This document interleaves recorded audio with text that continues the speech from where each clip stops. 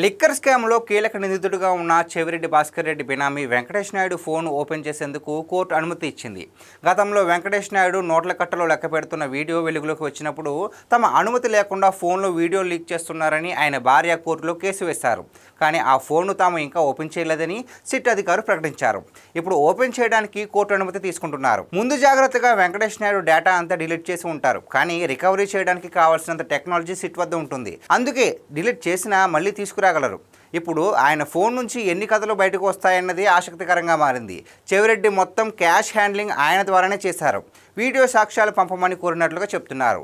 ఆయన ద్వారానే money laundering చేశారు. వెంకటేష్ నాయుడు చాలా ఇంపార్టెంట్ కాబట్టే ఆయన్ని తీసుకుని దేశం దాటిపోవాలనుకున్నారు.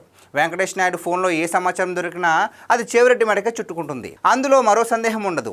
ఇప్పుడు చెవిరెడ్డి మరింతగా జైల్లో రచ్చ చేయడానికి అవకాశం ఏర్పడుతుంది. వారు పెట్టుకున్న బెయిల్ పిటిషన్లు పెండింగ్లో ఉన్నాయి. మిథున్ రెడ్డికి ఇతర నిందితులకు బెయిల్ ఇచ్చిన తీరుపై సిట్ హైకోర్టును ఆశ్రయించడంతో తదుపరి ఆదేశాల వరకు లిక్కర్ కేసులో బెయిల్ పిటిషన్లు విచారించవద్దని ఏసీబీ కోర్టు న్యాయమూర్తికి హైకోర్టు సూచించింది.